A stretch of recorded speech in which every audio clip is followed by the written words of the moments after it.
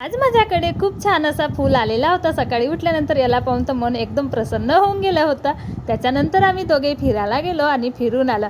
फिरायला तर आम्ही भरपूर लांब जातो आणि तिकडून आल्यानंतर थोडा वेळ कंटाळल्यासारखं वाटते तर आराम करत बसते. परंतु आज माझ्या साहेबांना बाहेर जायचं होतं, त्याच्या कारणाने मला बसायला काही वेळ नाही मिळाली. मी चहा घेतला आणि लगेच या नाश्त्याला लागली.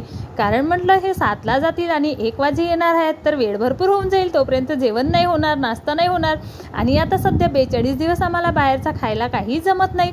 त्याच्यामुळे घरी आधी जेवणाची आणि नाश्त्याची तयारी करावं लागते.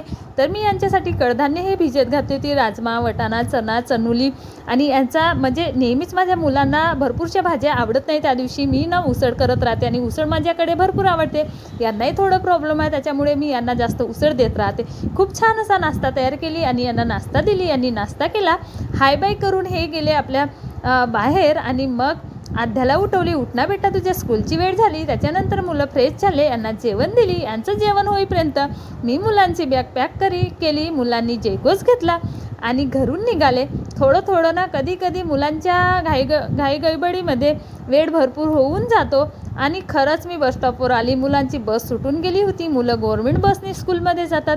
मग मला स्कूलमध्ये दोन्ही मुलांना सोडून द्यावं लागलं आणि एवढ्या लांब आणणं नेणं परवडत नाही, म्हणून मुलं बसने येतात. त्याच्यानंतर कामं आटपवली, तयारी करून मी माझ्या दुकानमध्ये गेली. बाय सर्वांना.